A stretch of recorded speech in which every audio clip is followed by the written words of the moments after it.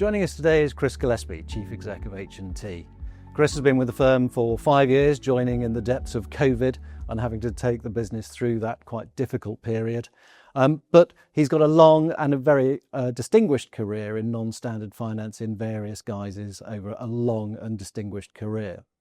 H&T itself can trace its heritage back to one single store back in Vauxhall in the 1800s, and then the merger between Messrs Harvey and Messrs Thompson, who brought their businesses together in 1897. Chris, welcome. Thanks for joining us Thank today. you. Thanks for inviting me in. It's a pleasure. Chris, can we start? I mean, some of the basics of pawnbroking. This is a business which I'm guessing many of our watchers will have heard of, but frankly, we're all fortunate enough. We probably have never actually needed the services of a pawnbroker, probably never been into a pawnbroking shop. So could we start? Could you tell us a bit about the kinds of people who use your services and what they use it for? Yeah. So it's grown quite a bit the last 2 or 3 years, and the growth has to a degree broadened the customer base we serve. Our core customer is borrowing a small sum over a short term. So typically, I mean, the median loan size is just under £250. So half our loans are for £250 or less. The difference between pawnbroking and pretty much any other form of finance is that it is set up in a way that means we have no recourse to the borrower ever under any circumstances whatsoever. So you could characterise it as the ultimate in non-recourse asset finance. So what happens is somebody will bring in an item that they wish to have valued and potentially use as collateral for a pledge loan. Staff in the store, or if it's different asset types, we do it centrally, but we will then verify and value the item, agree how much we're prepared to lend. People tend to borrow what they need rather than the maximum because they want to make sure that they can get their item back. And then you proceed. It's a very simple, very straightforward product, but the core customer is borrowing a small sum over a short term. What we've seen a lot more of in the last few years is people using it for working capital. Now, we don't lend to businesses and we don't lend against business assets, but this is private individuals pledging personal assets, but using the money in their business, which is something that we think's got significant growth potential for us. So 2 types of people really, people borrowing a small sum over a short term and people generally borrowing a larger sum to use as working capital in their business. You pick up on some interesting points on that one. We'll come back to some of those later. But I said, many people have a perception of pawnbroking based on a sepia-tinted Dickensian Victorian view of how these things work. Our own experience on going to your store in Paddington was really quite different. Really quite different. So how do you think you as a business and as an industry can go about trying to educate both investors but also customers? How do you persuade customers that pawnbroking is the right service for them? So someone asked me recently if there's one thing I could change, what would it be? And the answer was the perception of what we do, which only really applies in the UK. It's very much a UK-centric perception and a British perception as well. A lot of our customers come from the Pacific Rim, to India, Hong Kong, Singapore, Thailand, India in particular, actually, and also from Eastern Europe. And in the cultures that they come from, what we do is much more mainstream than it became in the UK. I think to a large degree here, if you've needed to borrow a small sum over a short term, probably for the last 2 generations, you've had lots of options, whether that be home collected credit, the growth of the online businesses from around the millennium onwards. A lot of those sources of small sum short-term credit have gone. But over those 2 generations, pawnbroking hasn't really been front of mind for people. It was actually regarded as ex-growth. If you go back 10 to 15 years, most people's view was that pawnbroking was ex-growth, which is no longer the case. But it's a perception that is quite pervasive in the UK. And we have to work very hard to do it. The hardest thing for us is to get someone to come to the shop for the first time, to cross the threshold for the first time. And we do that by offering other services and working hard to make our stores look like somewhere that you would want to go. And then people tend to come in, and as was the case with yourself, and actually most people that come to one of our stores for the first time, it's not quite what they expect. And it's not just us either. It's others within the industry as well. It's much more modern, much more fresh, much more appealing place to be. And it's very much a human-to-human business. It's not a business that lends itself to automation. Systems, yes, but the transaction and the interaction is person to person, which is less and less common these days. So our challenge is to get people to come for the first time. We could spend a fortune on above the line advertising that probably wouldn't get us anywhere. What you have to do is work hard in the communities in which your stores operate, supported by local area marketing, social media in particular. Often the first transaction actually is foreign currency. Right. So that is often the first reason that someone comes into one of our stores, because we're on some of the aggregator sites now and the rate we offer is pretty good. So people will come and give it a try, and then they find that actually it wasn't what they were expecting and they're happy to come back. But it's all about having a presence and a profile in the community in which you operate. That means our people having a presence and a profile, being known. When people do come in, give them a great service, and then A, they come back, and B, they tell other people. So it's all about local community profile and presence. But it's an issue for us, because lots of people will say, oh, pawnbroking. But actually it's not. The reality is very different from the perception. Very, very different from the perception. A lot of the growth in our customer base over the last few years has been from the ethnic minorities, particularly the Pacific Rim and to a degree from Eastern Europe, where in their culture, if you have money, you tend to buy something tangible, usually gold. If you need to raise money, it is common to use that tangible asset as collateral for a loan, in other words, pawnbroking. So what we do is much more mainstream in those cultures. And then, of course, the people that have come to live here, that still exists. It's very much a British perception that we just have to keep working hard to overcome. Amongst those perceptions, I mean, you touched earlier, and you have very vivid memories, I'm sure, of the withdrawal of credit in various forms from previous employers, the withdrawal of capital from the non-standard finance market, often which has been related to a regulatory intervention. Whether it was the outcome that the regulator intended or not is moot, but there has been this concern about regulation in non-standard lending areas. How does the regulator look at pawnbroking? Well, we did some research recently, actually, and it turns out lots of people don't realise that pawnbroking is a regulated service. So we're actually going to promote the fact that we are a regulated service. I didn't realise that until we did the research. I mean, we are fully regulated. We're regulated by the FCA, but we're also regulated by HMRC for the money laundering side. Right. Because we do money transfer and other things. The regulator's view of pawnbroking is, and this kind of stems back to the high cost credit review, is as long as you do it properly and you do it well and you do it in a transparent manner, they're reasonably benign on it.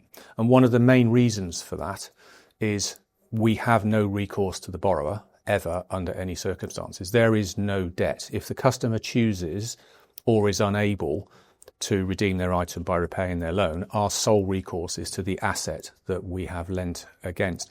That makes it very, very different. I mean, Consumer Duty for us was a big project when it was introduced a couple of years ago. And in conversations with the regulator, the challenge is how do you, because we're a distributed business, we have 285 currently shops. How do you ensure that someone that goes into a shop in Ayr in Scotland gets the same service and the same outcome as someone that goes into a shop in Aylesbury? And that caused us to have to rework some of our processes, some of our approach. But it was actually good because we've now got greater uniformity in the delivery of things across the business. So we have a good relationship with the FCA as H&T and the industry, actually. So the answer is, from a regulatory point of view, it's not considered to be the top of the risk priorities currently by the FCA. You can never say never. But their approach is all driven by the transparency, the simplicity. If you do it well, then they're reasonably benign on it. That's terribly reassuring. Let's move away from the big picture. Let's talk about you. Let's talk about H&T specifically. Your results just recently reported another good year, strong growth in the pledge book, growth in revenues, growth in profits. I mean, it's all going extraordinarily well. What have you been doing to drive that growth? Focus. Our primary role, the central teams that support the stores and the local area marketing that supports the stores, is to encourage people to come into the store for the first time. So we're much more active online than we used to be. We've done a lot of work on our online presence, whether that be for retail, for foreign currency, because we do click and collect now, or indeed for pawnbroking, although very few pawnbroking transactions are conducted online. It's very much a face-to-face business. But we've worked hard on, if people are looking for it, explaining the product, explaining what it is. It's all about raising the profile and encouraging somebody, irrespective of which product it is they come in to first transact with us on, either to initially contact us online or to go to a store, and then make sure you give an amazing service when they get there. Pawnbroking is our priority. We are a pawnbroker who does other things, and our priorities are pawnbroking, retail, and foreign currency in that order. And I guess the growth has come from focusing on the three things that are our priority. We do other things as well. We do Western Union. We're their largest UK carrier by transaction volumes. And that tends to be people from different cultures sending money home, or sometimes receiving it. But the answer is focus. We are a pawnbroker, and that is our priority, as opposed to spreading ourselves too thin. It's one of the highlights of last year, obviously, was the acquisition of Maxcroft, which is now known as Eastern Avenue. Eastern Avenue. And it's an extraordinary business. This is a semi-detached house converted into a pawnbroking store 40 years ago. Yeah. 40 years ago, on the side of a dual carriageway in Ilford, with a £6 million pledge book. And that was the biggest single pledge book in the UK? We believe so. We don't actually know. It's pretty much unique, yeah. I mean, the largest pledge books we have in our business are nearer to 2 million. And we're the largest pawnbroker. So how does Maxcroft get to 6? Well, it was their life's work, the owners. It was owned by a gentleman and his wife. They'd been there 40 years. They had built their business very cautiously and very carefully, but they had built a business specialising in providing pawnbroking services to a different customer to our traditional norm, people using it for working capital. The majority of their customers were using the service for business purposes. Now, also like H&T, they don't lend against business assets. They don't lend to businesses. These are individuals pledging personal assets, gold, jewellery, watches, mainly. But it's the use of the funds that was different, and it's what attracted me to it when it was first discussed that it might be available to be acquired, because they wanted to retire. Amazing business. They also had a really successful foreign currency business, and as you said, they're not in Ilford Centre. They're actually somewhat off pitch, and yet their foreign currency revenues were close to double the highest of any of our stores. So we've learned a lot from them. But this issue of people using the pawnbroking product for business purposes is something that we are looking to build on right across across the business. That's the obvious next couple of questions is, what have you learned about Maxcroft? How translatable is Maxcroft to the rest of the store estate? Because I'd imagine there's some elements which are and some parts which are less relevant. Yeah. What we've learned is that it's about positioning your business differently, locally, to attract a different type of customer to your core. The customer borrowing £250, to attract business customers, you have to position your business quite differently. Now, that is very much the store manager, the store team, getting out and being known So if you just sit in your shop and wait, they won't come. You have to go out and be known. And when people come and transact with us, if the service they get's really good, they tell other people. Generally, it's shopkeepers, it's people in the building trade, people paying the quarterly VAT bill. So we have customers that come in and pay the VAT bill once a quarter, use the product for perhaps 6 or 8 weeks, redeem their items, come back next time the VAT bill comes. So it's the things that may in the past have been done on an overdraft. And we talk about financial exclusion, and people generally, when they talk about financial exclusion, are talking about individuals. But actually, I think a lot of small business owners are almost as excluded from mainstream financial services and access to credit as private individuals are. A lot of it, again, is people from the ethnic minorities, particularly the Asian customers and people from Eastern Europe. But we're seeing more and more of it. We've got a lot of stores now have really embraced this. Some people are more comfortable with getting out and getting known than others, but we support them with local area marketing, social media. Often the first transaction is foreign currency. But the guys in the store, and you've met some of them, are very good at engaging and talking to people about the other services that we offer. So we define a large loan here as 5,000 or above. Not all, but the vast majority of those, the money has been used for business purposes. That's now about 18% of the business, and it was 13% a year ago. That's 13% of a smaller number. So it's a growth area for us, and something I think over the next few years we will focus on developing further. Again, just to come back to this, because I mean, I'm sure some people will hear small business lending, whereas actually it's personal lending. Yeah, I'm lending to you. It's what you're using the money for that's different. I guess the question is, I mean, what items, does it change the nature of the items that people bring along? Not really. To pledge? Not really. It's still overwhelmingly 98% of our collateral that we hold for the loans is gold, jewellery, watches, precious metals, overwhelmingly gold. Watches are currently about 12% of the 12% of the books collateralized on watches. Most of it's gold. We do occasionally see others. We've seen people with classic cars more than we would have done before we bought Maxcroft. They tend to be people in the property or building industry, actually. But we've only got a handful of those. That's the 2%. Yeah. That's the fun bit for our people, but that's 2%. 98% gold, jewellery, watches, precious metals, and to a much lesser extent, diamonds.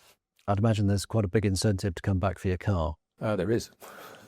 Good lending. There is. But we've got less than a handful of those currently. Yeah. I know you're a bit of a petrol head. You're probably quite disappointed there's not more. Now, one of the things you talked about in your results is obviously you've got 285 stores. Yep. They're not all created equally. You've got the stores which were there prior to 2019. You've got stores which were bought as part of the transactions in 2019 in Albemarle and Bond and the Money Shop. And then you've got new stores which you've been growing now. And you explain quite clearly there's some quite big differences in size of pledge book between those. I mean, how do you start to close those gaps? How do you bring the newer stores up to the core? And what happens to the core? Is that tapped out? No, it isn't tapped out. And actually, the reason that the gap is still there is because the core estate is still delivering the lion's share of the growth, actually. The core estate we define as stores that we've had for 5 years or more. If you look at those stores, when we did the acquisition of the 70 stores, well, I say we, it was actually, I wasn't there. I joined 9 months or so later. It's gone well. Well, there you go. The average pledge book in a store was about £200,000 then. It's now £500,000. That's in the core estate. The stores that we bought in 2019, the average pledge book now is about 300,000. So we've grown those because they were very small, the pledge books, when we bought them. We've grown those to the level that the core estate was at when we bought them and beyond. As long as the core estate is continuing to grow, the gap probably won't close much. Right.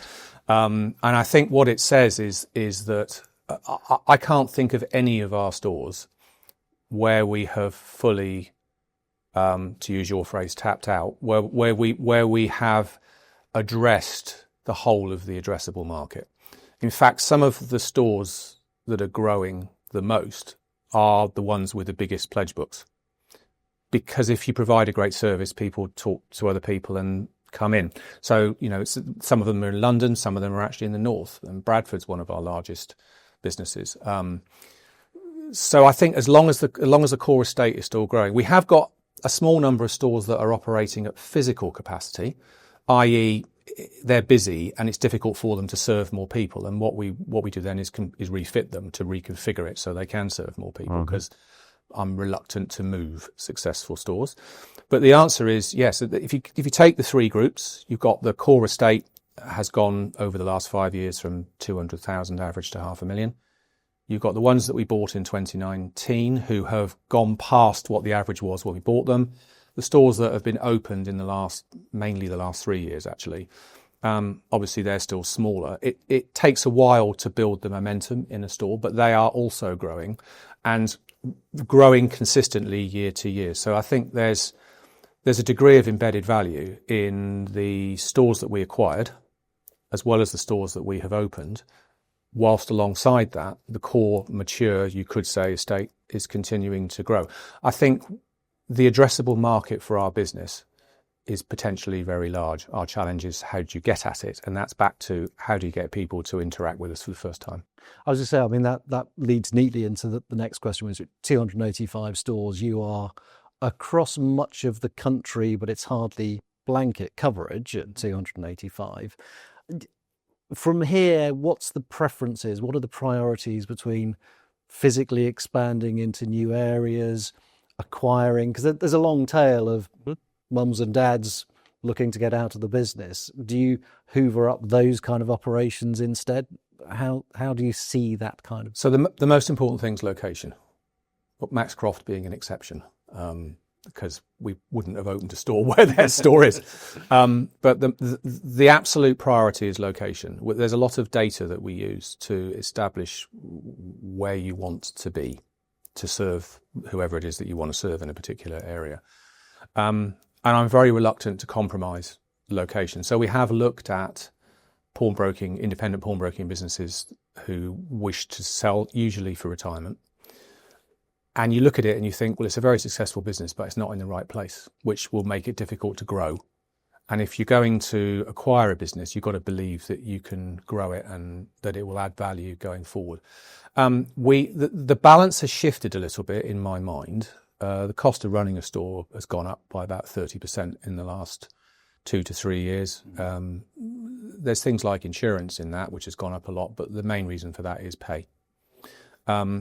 That means the basis when we open a store is it has to be, expected to be, profitable on a run rate basis in the second year and make a profit in the third. The higher running cost doesn't really affect that, but what it does is it means that the J curve, if you like, or the hockey stick, if you want to call it that, is a bit deeper and goes on for a bit longer because the operating costs are higher.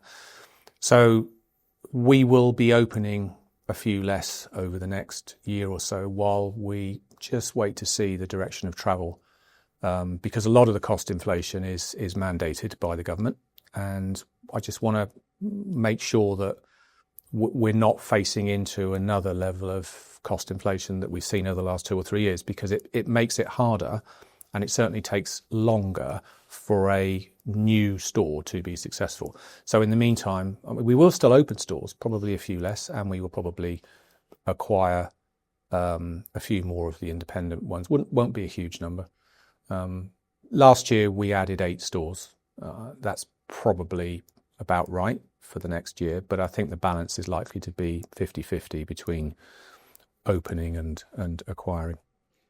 You touched on costs in that answer, because one of the things which I think the market has been aware of over the last 2 or 3 years, you've been extraordinarily successful in growing the pledge book and revenues, and it hasn't translated fully into the profit line because of that cost inflation part. You mentioned there are still concerns about it. Do you think we're much closer now, though, to the re-establishment of proper operating leverage out of the business? So if you look back over the last 4 years, we've had 16% compound growth in revenue, 11 in costs. We need to be more efficient. So we've invested quite heavily in our tech. It's difficult to buy an off-the-shelf product to do what we do, so it's developed in-house. We call it Evo.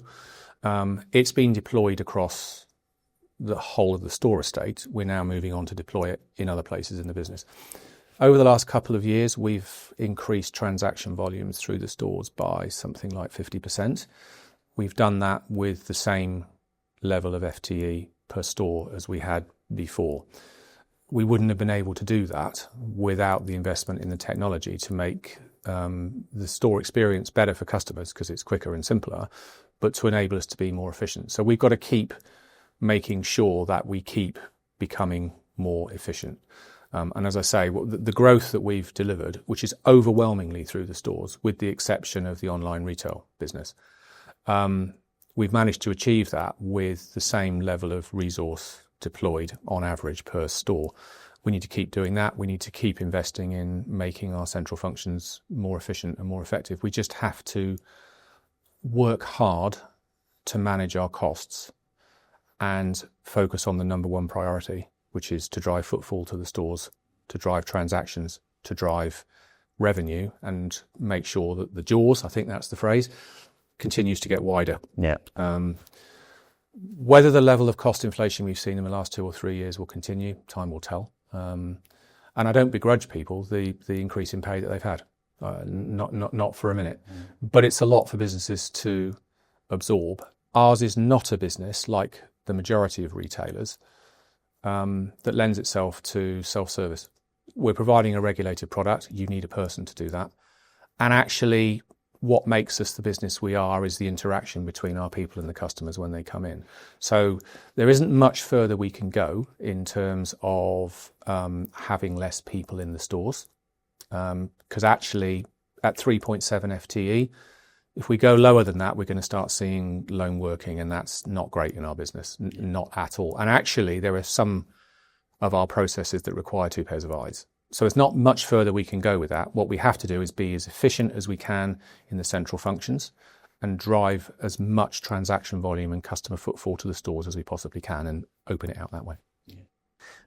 One of the things we started with, you are obviously at your heart a pawnbroking business first and foremost, and that inevitably comes with a capital requirement.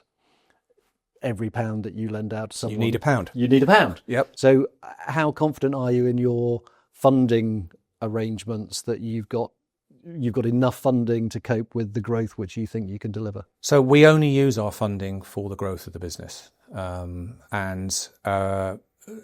Giddy, the CFO, has done a great job in broadening the funding options open to us over the last 2 or 3 years. So we have our core bank, which is Lloyds.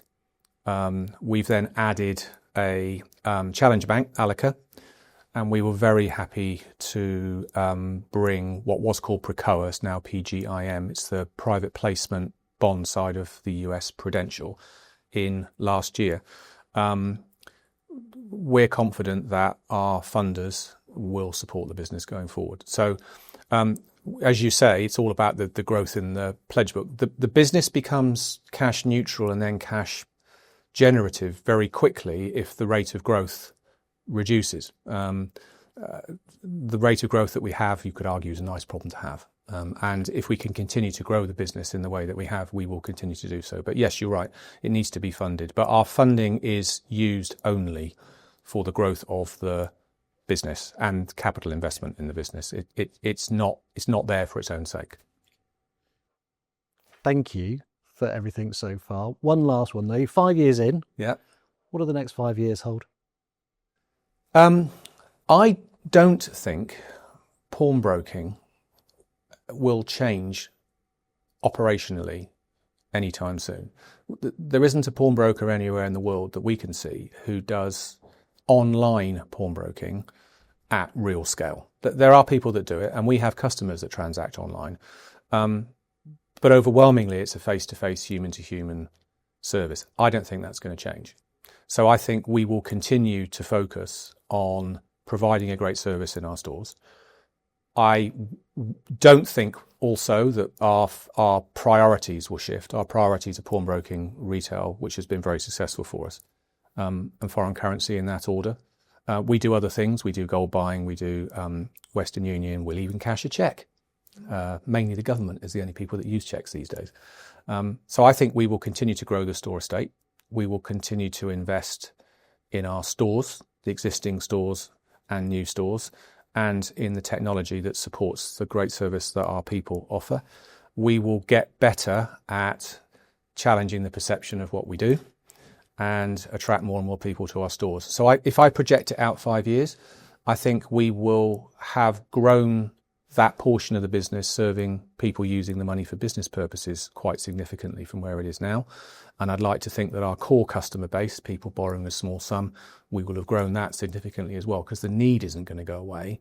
And as you said earlier, the supply of small sum credit is very constrained. So our job is to get better at promoting our business in order to encourage people to come and transact with us. I don't think the business will be radically different in 5 years' time.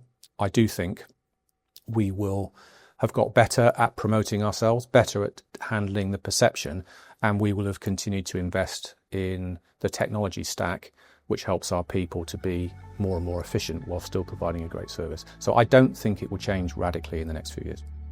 But we'll be a lot bigger. But we'll be, well, I'd like to think so. Excellent. Good luck. Thank you. Thank you. Been a pleasure.